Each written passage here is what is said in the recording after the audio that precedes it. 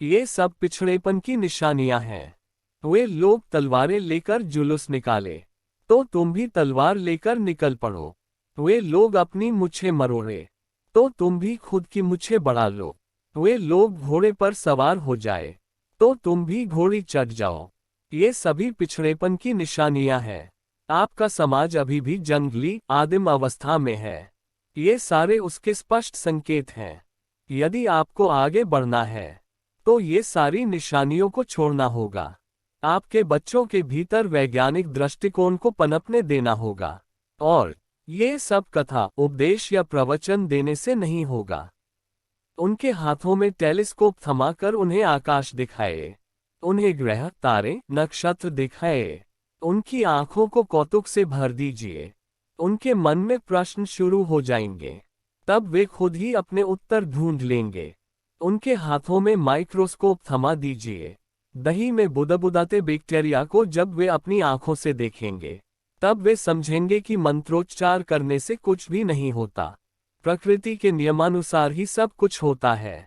आपके बच्चे को सबसे पहले तो बाथटब में नहाने के लिए कूदने पर पानी को छलकता देख यूरेका यूरेका चीखते हुए गलियों में नंगा पुंगा ही दौड़ पड़े आर्किमिडीज की अमेजिंग स्टोरी बताइएगा।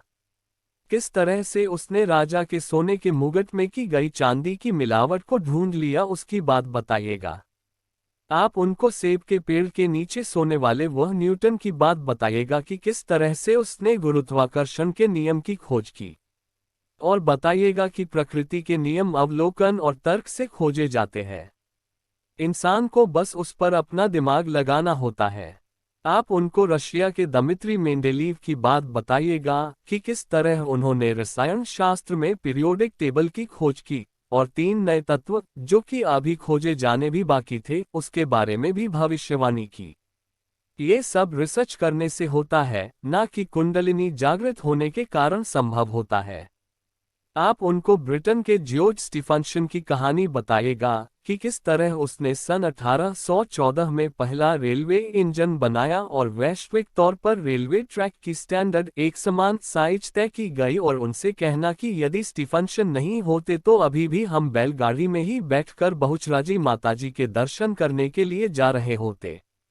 आप उन्हें इटली के गुलियमो मार्कोनी की बात बताइएगा कि किस तरह उन्होंने लंबी दूरी के वायरलेस टेलीग्राफ और रेडियो सिग्नल की खोज की, जिस समय में हम लोग 33 करोड़ देवी देवताओं की पूजा अर्चना में रचे हुए थे। आप अपने बच्चों को जर्मनी के योहानेस गुटेनबर्ग की बात बताइएगा कि किस तरह उन्होंने विश्व का सर्वप्रथम प्रिंटिंग प्रेस बनाया।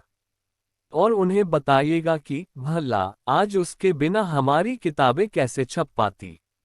आप उन्हें यूनाइटेड स्टेट्स ऑफ अमेरिका के फाउंडिंग फादर स्थापक पिता बेंजामिन फ्रैंकलिन की बात बताइएगा कि किस तरह से उसने swim fins, catheters, library chair, step ladders, lightning rods, bifocal glasses और स्टफ चूल्हा जैसी थोकबंद चीजों की खोज की। इतना ही नहीं, उन्होंने अमेरिका के संविधान की रचना में भी महत्वपूर्ण भूमिका निभाई। आप उन्हें वह अंग्रेज जोसेफ प्रीस्टली की बात बताइएगा कि किस तरह से उसने ऑक्सीजन की खोज की। इतना ही नहीं, पेड़ पौधे हवा में प्राणवायु विसर्जित करते हैं, वह भी खोज लिया। ये सब थाली चम्मच बजाने से नहीं हुआ है। आप उन्हें अमेरिका के लिए दे फॉरेस्ट की बात बताइएगा कि किस तरह उसने ओडियोन वैक्यूम ट्यूब बनाई, जिसका उपयोग रेडियो में हुआ, जिसके बाद ली दे फॉरेस्ट फादर ऑफ रेडियो के उपनाम से जाने गए।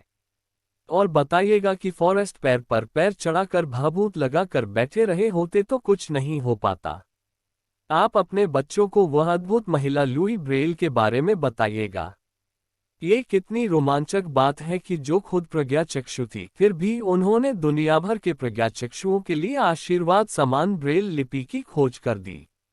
आप ये भी बताइएगा कि लुई ब्रेल को कोई दिव्य दृष्टि प्राप्त नहीं हुई थी, किंतु संगीत और गणित के कोड का उपयोग कर कठिन रिसर्च करने के बाद उन्होंने ये लिपि का आविष्कार किया। आप उनको सोलर सिस्टम की खोज करने वाले वह निकोलस कोपरनिकस के बारे में बताइएगा, जिस आदमी को इतनी बड़ी खोज करने के बदले में चर्च के विरोध के कारण आजीवन अविवाहित ही रहना पड़ा। आप उन्हें निकोला टेस्ला की बात बताइएगा कि किस तरह से उन्होंने अल्टरनेटिंग करंट एसी को संचालित करने वाली मोटर का आविष्कार किया। किस तरह उन्होंने अपने पूरे जीवन में आविष्कार करके 300 पैटर्न अपने नाम पर रजिस्टर करवाए। टेस्ला ने नायग्रा वाटरफॉल के ऊपर दुनिया के सबसे पहले एसी पावर स्टेशन की स्थापना की। जेपी मॉर्गन के सहयोग से विश्व की सबसे पहली वायरलेस ब्रॉडकास्टिंग सिस्टम बनाई। सन 1997 में लाइफ मैगजीन के द्वारा प्रकाशित पिछले 1000 वर्ष में हुए सबसे ख्यातनाम लोगों की सूची में टेस्ला को स्थान मिला। आप उन्हें इलेक्ट्रॉनिक टेलीविजन के पिता फिलो फॉर्नसवर्थ की बात बताइएगा कि किस तरह से उन्होंने अपने घर के नीचे के गुफा जैसे छोटे से बरामदे में घंटों तक रिसर्च करके सैन्य के भले के लिए warning signals, radar, submarine detection device और इंफ्रारेड टेलीस्कोप का आविष्कार किया।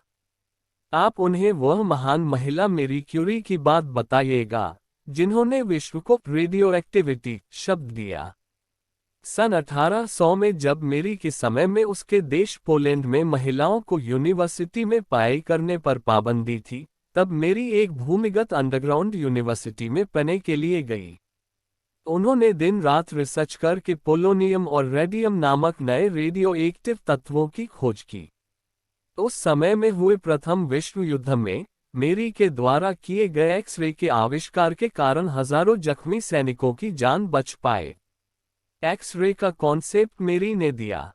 आज एक्स-रे मशीन के बिना चोट लगने पर आपकी क्या हालत होती यह जरा सोच कर देखिएगा। मैरी जीवन भर रिसर्च में इस तरह डूबी हुई रही कि रेडिएशन के एक्सपोजर के कारण उन्हें एप्लास्टिक अनीमिया नामक जानलेवा बीमारी लग गई और उसमें उनकी मृत्यु भी हो गई।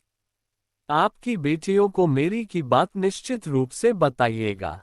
क्या नई पीढ़ी और क्या गुजरी हुई पीढ़ी, सोच में ताजगी होना महत्वपूर्ण है। बाकी उम्र तो एक अर्थहीन अंक मात्र है।